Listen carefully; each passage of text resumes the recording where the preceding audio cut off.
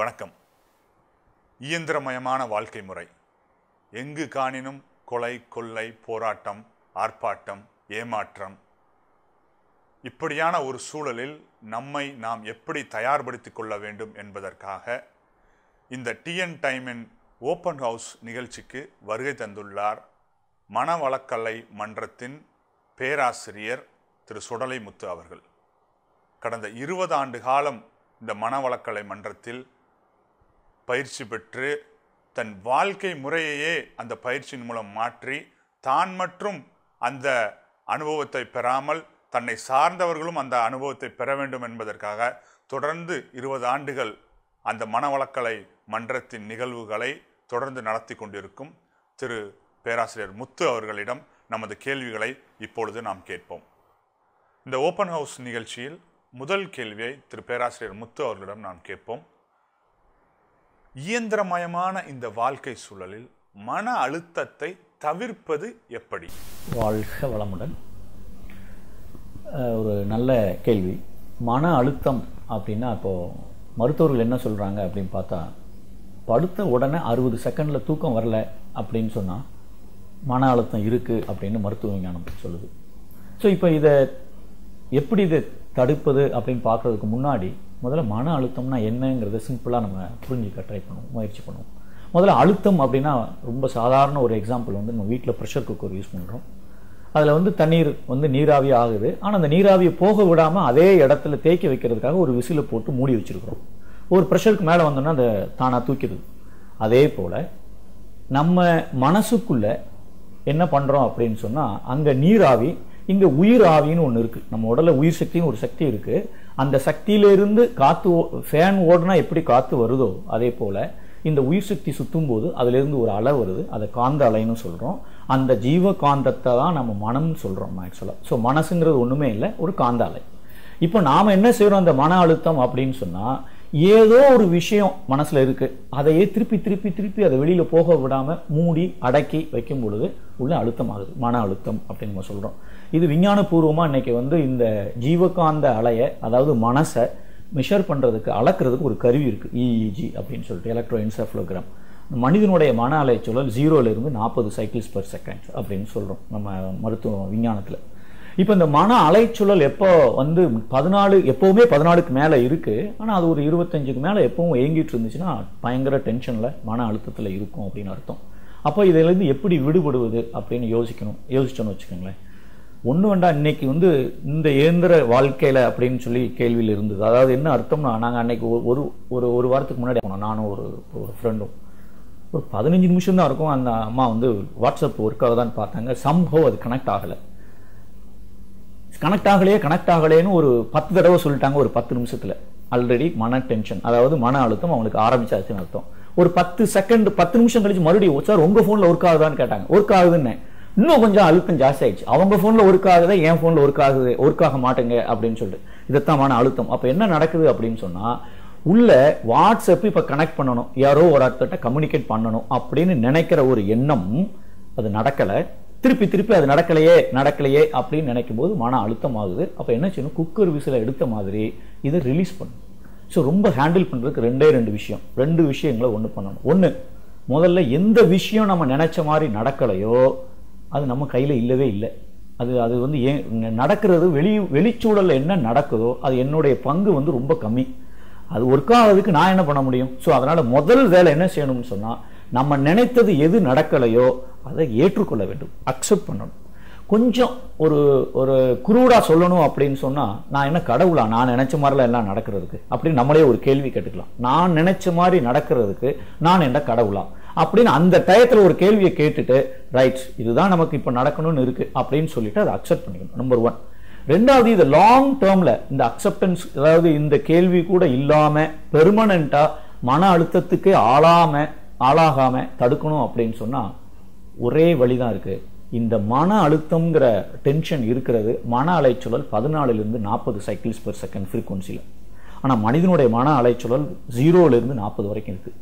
யாரோட மன அலைச்சூழல் 14க்கு கீழே குறைந்து இயங்கி கொண்டு இருக்கிறதோ அவர்கள் மனம் அமைதியா, ஆனந்தமா, சந்தோஷமா இருக்கு. இதுவும் மருத்துவ விஞ்ஞானத்துல நிறைய மெடிடேஷன் பண்றவங்க விஞ்ஞானிகள்கிட்ட ஆராய்ச்சி பண்ணி கண்டுபிடிச்சிருக்கிறாங்க. டென்ஷனாக இருக்கிறவங்களுக்கு மட்டும்தான் 14க்கு மேலே இருக்குது. ஸோ அப்போது மன அலைச்சலை 14க்கு கீழே குறைக்கணும். அதுக்கு என்ன செய்யணும்? ஏதாவது ஒரு மெடிடேஷன், மனசுக்கு ஒரு சின்ன பயிற்சி, ஒரு 10 நிமிஷம் ஒரு 20 நிமிஷம் டெய்லி இந்த பயிற்சியை செஞ்சிட்டோம்னா தானாக மன அலைச்சல் குறைஞ்சிடும். இந்த மன அலைச்சலை குறைக்கிறதுக்கு அந்த காலத்தில் பக்தி முறையில் சில முறைகள்லாம் வச்சுருந்தாங்க. ஆனால் இன்னைக்கு அதுவும் மன அலைச்சலை குறைக்கிற மாதிரி தெரியல. நம்ம ப்ரே பண்ணிட்டு இருக்கும்போதே இடையில காஃபி ரெடி ஆகிட்டான்னு கேட்குறோம். அப்போ அலைச்சல் அங்கே கூடுது. ஸோ அதுக்கு பதிலாக ஒரு சின்ன தியானம் செய்யலாம். ஒன்றும் இல்லையா, ஒரு டெய்லி ஒரு 10 நிமிஷம் கண்ணை மூடிட்டு நம்ம உள்ள போய்கிட்டு வந்துட்டு இருக்கிற சுவாசத்தை கவனித்தால் நம்முடைய மன அலைச்சல் இறங்குது. ஸோ இதை ஒரு டெய்லி ப்ராக்டிஸ் பண்ணுறோன்னா ஒரு 3 மாசத்துல 6 மாசத்துல பெர்மனண்ட்டாக அலைச்சலை 14க்கு கீழே குறைச்சிக்கலாம். நம்ம வேதாத்திரி மகரிஷி சொல்லிக் கொடுக்குற சிஸ்டத்தில் ஆக்னை மெடிடேஷன் அப்படின்னு ஒரு தவம் சொல்லி தரோம், தியானம். அந்த தியானத்தில் எப்போ நீங்கள் நினைச்சது நடக்கலையோ உடனே ஆக்னைங்கிற ஒரு புருவ மத்தியில் எண்ணத்தை கொண்டு வந்துட்டோம்னு சொன்னால் அலைச்சல் 14க்கு கீழே குறைஞ்சிரும். ஸோ இந்த மாதிரி மன அலைச்சலை 14க்கு கீழே குறைக்கணும். விழிப்பு நிலையில இதை அக்செப்ட் பண்றதுக்கு மனசை பழக்கணும்.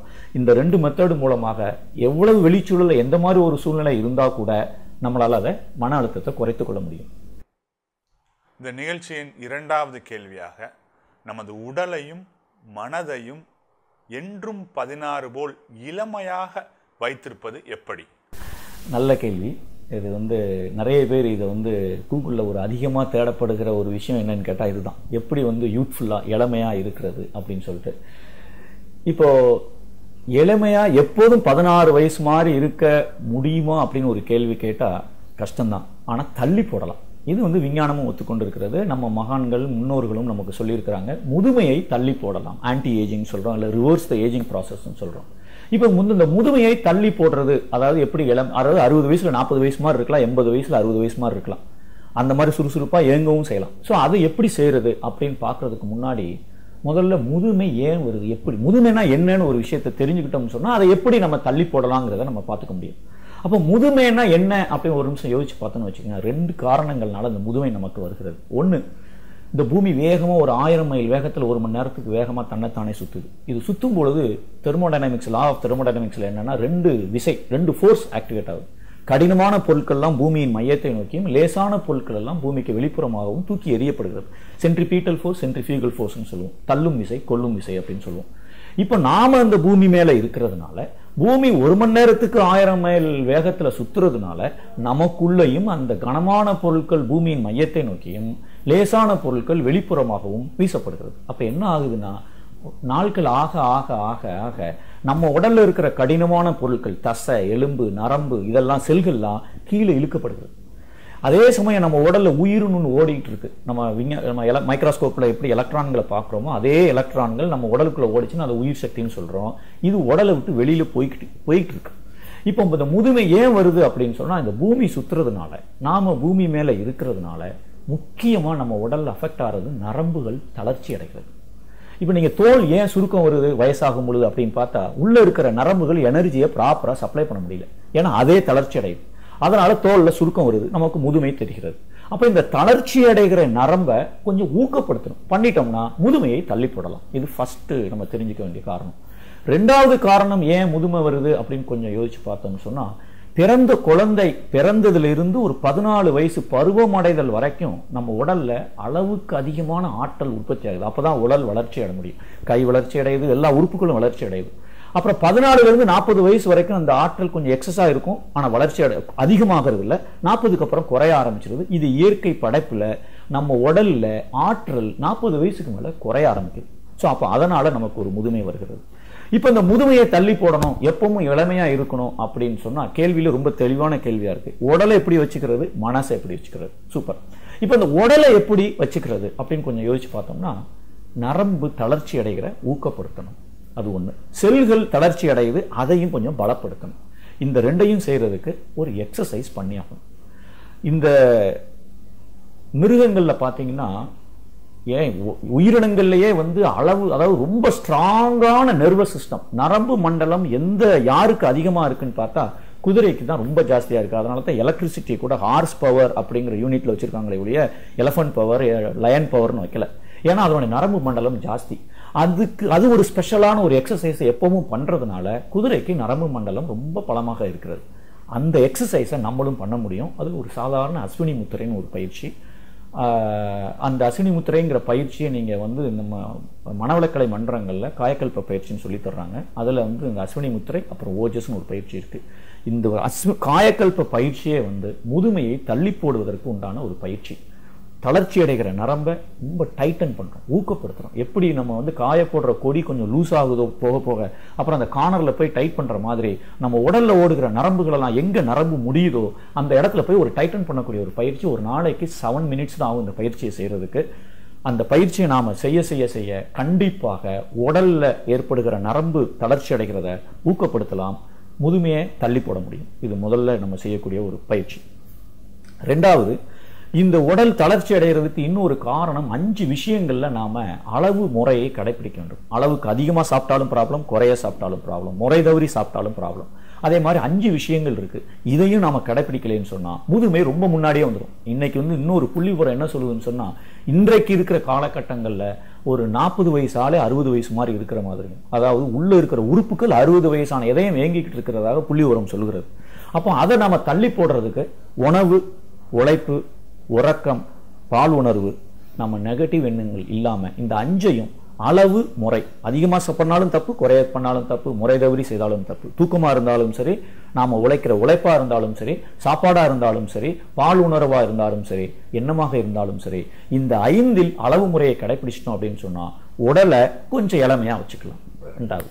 மூன்றாவது, மனசை எப்படி இளமையா வச்சுக்கிறது. இது வந்து ரொம்ப ரொம்ப ரொம்ப ஈஸி. சுருக்கமாக சொல்லணும்னு சொன்னால், சின்ன ஒரு 5 வயசு பாப்பா மாதிரி வாழணும். ஆனால் நாம் இன்னைக்கு எப்படி வாழ்ந்துட்டு இருக்கோம் அப்படின்னு சொன்னால், அன்னைக்கு ட்ரெயினில் வந்துட்டு இருக்கிறேன், எழுத்தால ஒரு அம்மா ஃபோன் வந்தது, ஃபோன் எடுக்கவே இல்லை. அவர் வீட்டுக்காரருக்கு எங்கள் ஃபோன் எடுங்க, ஃபோனை எடுமா அப்படிங்கிறாரு. அந்த அம்மா பார்த்துட்டு அப்படியே வச்சுட்டாங்க. அது முடிஞ்சு 2வது கால் வருது, அப்பவும் ஃபோன் எடுக்கல. 3வது கால் வந்தது, அப்பவும் எடுக்கல. ஏம்மா ஃபோன் எடுக்கல அப்படின்னா அந்த அம்மா உடனே சொன்னாங்க, இல்லை நான் நேற்று அவங்கள கூப்பிட்டேன், 3 ட்ரிப் கூப்பிட்டேன், ஃபோனே எடுக்கலன்ட்டு. அப்ப இவ்வளவு விஷயங்களை நாம மனசுக்குள்ள உள்ள வச்சிருந்தோம் அப்படின்னு சொன்னா எப்படி நம்ம இளமையா இருக்க முடியும்? கிட்டத்தட்ட ஒரு குழந்தை மாதிரி நம்ம வாழ முடியும்னா கடந்த காலத்தை பத்தி நினைக்கவே கூடாது, மறந்துடணும். ஒரு அம்மா அடிச்சா கூட அந்த குழந்தை அடுத்த 5 நிமிஷம் போய் கொஞ்சுது. ஆனா நாம 25 வருஷத்துக்கு முன்னாடி நினைச்சதெல்லாம் உள்ள போட்டு வச்சிருந்தோம்னா இளமையா இருக்கிறது கஷ்டம். அப்ப மனசை நிகழ்காலத்திலேயே வச்ச நம்ம பழகிக்கிட்டோம் அப்படின்னு சொன்னா எதிர்காலத்தை பற்றி திட்டம்லாம் போடலாம், தப்பு இல்லை. அதுக்கு தேவையான முயற்சி எடுக்கலாம், தப்பு இல்லை. ஆனா அதே நினைச்சு கவலைப்பட்டாலும் ப்ராப்ளம், கடந்த காலத்தை நினைச்சாலும் ப்ராப்ளம். நிகழ்காலத்துல இருக்கிறதுக்கு மனசை கொஞ்சம் பழக்கணும். அது முதல்ல செய்ய வேண்டியது மனசுக்கு. ரெண்டாவது, இளமையா இருக்கிறதுக்கு ஆற்றல் வயசாக வயசாக குறையுதுன்னு பார்த்தோம். ஸோ நம்ம உடல்ல இருக்கிற அந்த காந்த சக்தியை கூட்டணும். அதுக்கு சில பயிற்சி முறைகள் இருக்கு. பிரபஞ்ச ஆற்றல் நம்ம உள்வாங்கிக்கலாம். டெய்லி ஒரு 10 நிமிஷம் மெடிடேஷன் பண்ணலாம். நம்ம மனவளக்கலை மன்றத்தில் அதுக்கும் ஒரு தீப பயிற்சி, ஒரு கண்ணாடி பயிற்சி, ஒரு பயிற்சி சொல்லி கொடுக்குறாங்க.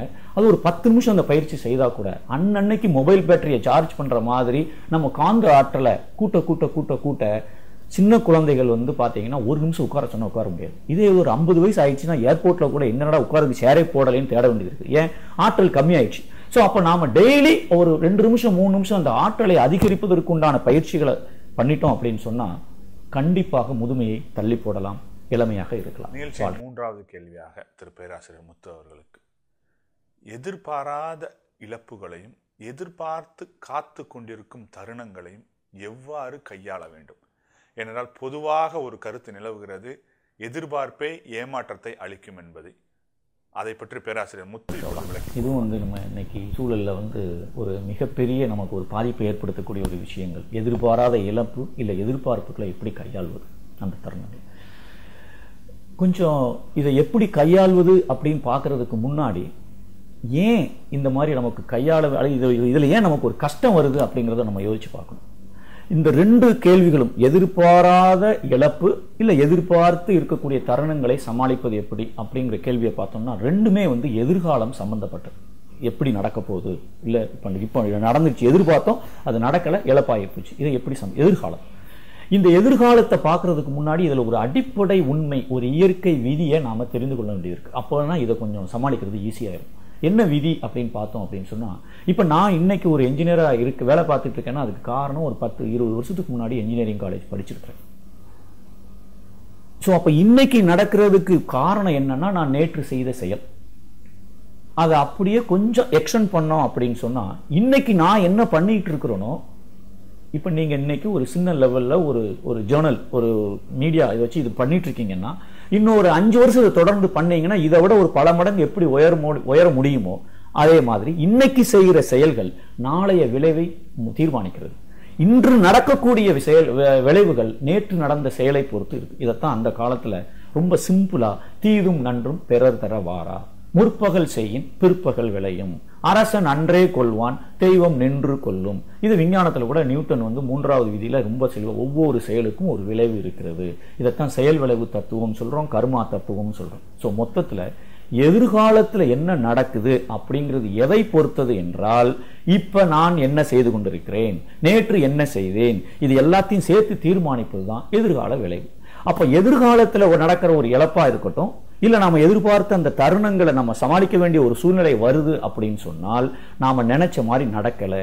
ஏன் நடக்கல அப்படின்னு கொஞ்சம் யோசிச்சோம்னா, நாம செய்த செயல்கள் தவறு, ஏதோ ஒரு தவறு இருக்கிறது, அதற்கு உண்டான விளைவு. காலையில காக்கோட அல்வாயை சாப்பிட்டுருக்கேன், வயிறு வலிக்காம எப்படி இருக்கும்? இப்ப வயிறு வலிக்கேங்கிறத நான் இதை எப்படி நான் சமாளிக்கிறதுன்னு நான் யோசிக்கணும்னா, ஏன் நான் காக்கோட அல்வாயை சாப்பிட்டேங்கிறத காரணம் இல்லையா?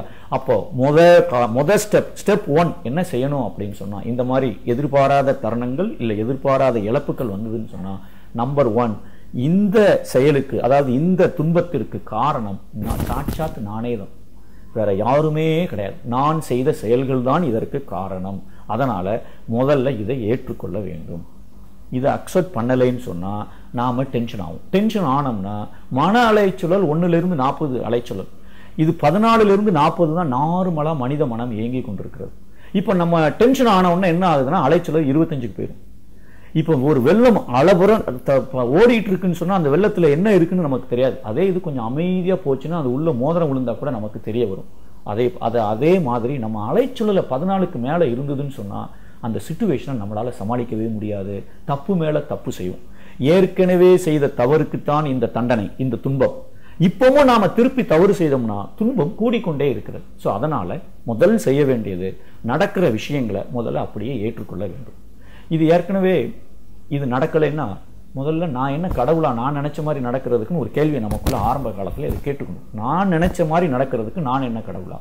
சோ இந்த கேள்வியை கேட்டுட்டு முதல்ல ஹாப்பியா அக்செப்ட் பண்ணிக்கணும். நம்பர் 1. நம்பர் 2, அது ஒரு இழப்பாக இருக்கலாம், இல்ல ஒரு மோசமான ஒரு துன்பத்தை தரக்கூடிய ஒரு விஷயமா இருக்கலாம். எப்படி ஹேண்டில் பண்றது? இப்போ எந்த பிரச்சனையா இருந்தாலும் சரி, இதை ஹேண்டில் பண்ணணும்னா மனசு டென்ஷனா இருக்கக்கூடாது. இப்போ கபாலி படத்துல ரஜினிகாந்த் சொன்ன மாதிரி மகிழ்ச்சி முதல்ல மனசுக்குள்ள அதை கொண்டு வரணும். அப்ப இந்த மகிழ்ச்சிங்கிற ஒரு சிச்சுவேஷனை கொண்டு வந்துட்டோம்னா அலைச்சூழல் 14க்கு கீழே இருக்கு. இப்ப இந்த 14க்கு கீழே அலைச்சூழலை வச்சுக்கிட்டு இப்ப அந்த பிரச்சனையை அணுகணும். ஓகே, ஏன் இந்த இழப்பு வந்தது, இதுல இருந்து நான் எப்படி மீள்வது, இல்ல இந்த தருணங்களை நான் எப்படி சமாளிப்பது? அப்ப மன அலைச்சூழலை 14க்கு கீழே குறைத்து கொண்டு இந்த பிரச்சனையை அணுகணும்னு சொன்னா இதுக்கு சரியான தீர்வு கிடைக்கும். அந்த காலத்துல சொல்லியிருக்கிறாங்க, இறைவன் ஒரு கதவை மூடிட்டா இன்னொரு கதவை திறப்பாங்கன்னு. ஆனா வேதாத்ரி மகரிஷி என்ன சொல்லியிருக்காங்கன்னா, ஒரு கதவை திறந்து அப்புறம் தான் இன்னொரு கதவை மூடுவாங்களாம். அப்ப எதிர்பாராத ஒரு தருணமாக இழப்பாக இருந்தா கூட இந்த இழப்பு வர்றது, ஆனா இதுக்கு இன்னொன்னு ஏற்கனவே நமக்கு இதை விட இது எப்படி சமாளிக்கிறதோ இல்ல இதை விட ஒரு பெட்டர் இதோ ஒன்னு ரெடியா இருக்கு, அதனாலதான் இது நடக்குது அப்படிங்கிற ஒரு நம்பிக்கையோடு ஒரு நல்ல எண்ணத்தோடு இந்த பிரச்சனையை அணுகணும். அலைச்சூழலை 14க்கு கீழே குறைக்கணும்.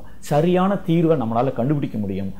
அதுக்கப்புறம் நாம என்ன செய்யணும், செயல்படுத்தணும். செயல்படுத்திட்டோம்னு சொன்னா அந்த விஷயத்திலிருந்து, அந்த இழப்பா இருக்கட்டும் இல்ல ஒரு மோசமான துன்பம் தரக்கூடிய சூழ்நிலையா இருக்கட்டும், அதுல இருந்து ஈஸியா வெளியில வந்துடலாம். சோ நம்ம செய்ய வேண்டியது முதல்ல அக்செப்ட் பண்ணணும்.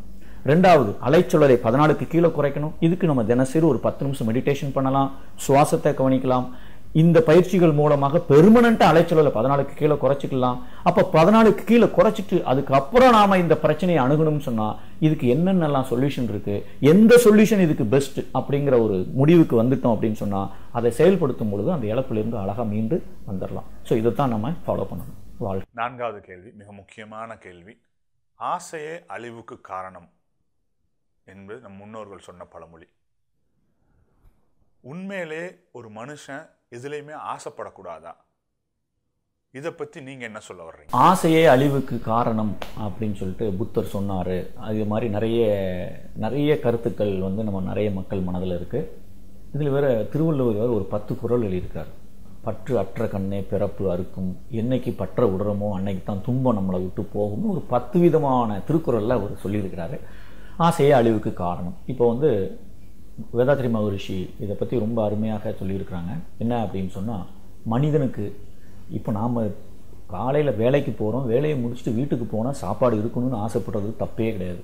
நாம் எதை நினைச்சாலும் சரி, இந்த ஆசை இல்லாமல் வாழ முடியுமா அப்படின்னு பார்த்தோம் அப்படின்னு சொன்னால் நிச்சயமாக முடியாது. அப்போ உயிர் வாழ்றதே என்ன அப்படின்னு கேட்டால் ஆசைனால தான் உயிரே வாழ்ந்துட்டு இருக்கோம். அப்போ இந்த உயிர் பிறப்பு எடுத்ததுக்கு காரணமே அதுக்கு ஒரு ஆசை இருக்குது. அதை நிறைவேற்றுவதற்காகத்தான் இந்த உடலை வாடகைக்கு எடுத்திருக்கு. இப்போ இந்த ஆசை அழிவுக்கு காரணம் அப்படின்னு சொல்லும் பொழுது என்னன்னா, அந்த ஆசைங்கிறது அழிவுக்கு காரணம் அல்ல. ஏன்னா ஆசை உயிர் வாழ்வதற்கு அவசியம். முறையற்ற ஆசை அதுதான் அழிவுக்கு காரணமே ஒழிய நியாயமான ஆசை, நம்ம உடல் தேவைகளுக்கு படுகிற ஆசை, மன இயக்கத்துக்கு தேவைப்படுகிற ஆசை, அறிவுக்கு தேவைப்படுகிற ஆசை, இதெல்லாம் நியாயமான ஆசை. இந்த பிறப்புக்கே ஒரு நோக்கம் இருக்கிறது. அந்த நோக்கத்தை நிறைவேற்ற வேண்டிய கடமை இருக்கு. அதனால தான் நம்ம பிறப்பை எடுத்திருக்கோம். அப்ப அந்த பிறப்பின் நோக்கத்தை அடையணுங்கிற ஆசையை நிறைவேறாத வரைக்கும் நமக்கு துன்பங்கள் வேற வந்து கொண்டே இருக்கும். அப்ப இந்த ஆசைகள் கண்டிப்பாக அவசியம். அது முக்கியமா 5 விஷயத்துல மனிதனுக்கு பற்று. பொருள் பற்று, அதாவது பணம் வேணும், பொருள் வேணும், வீடு வேணும், நல்ல ட்ரெஸ் வேணும், அத்தியாவசிய தேவைகள் என்னென்ன இருக்கோ அதெல்லாம் வேணும். ஸோ பொருள் பற்று. 2வது புகழ். நாம செய்யற நல்ல காரியங்கள்னால மற்றவர்கள் அதனால பயன் அடைந்து நம்மளை ஒரு நல்லா இருங்க அப்படின்னு சொல்றாங்களே, அந்த புகழ் அவசியம். பொருள், புகழ். செல்வாக்கு, அதாவது ஒரு அதிகாரம், ஒரு பவர். நம்ம வாழ்க்கையில நம்ம ஒவ்வொரு விஷயத்திலையும் நம்ம முன்னேறணும். நேற்றை விட இன்னைக்கு முன்னேறி இருக்கணும். 10 வருஷத்துக்கு முன்னாடி இருந்தோமோ அதை விட இன்னைக்கு முன்னேறி இருக்கணும். எப்படின்னா பர்சனலா, ஹெல்த் வைஸ், ஃபைனான்சியலா, நிதி சம்பந்தப்பட்ட விஷயத்துல, ஃபேமிலி ரிலேஷன்ஷிப் விஷயத்துல, உறவுகள் விஷயத்துல, ஒவ்வொரு விஷயத்திலையும் நாம் வாழ்க்கையில முன்னேறி கொண்டே இருக்கணும். ஆன்மீக விஷயத்துல.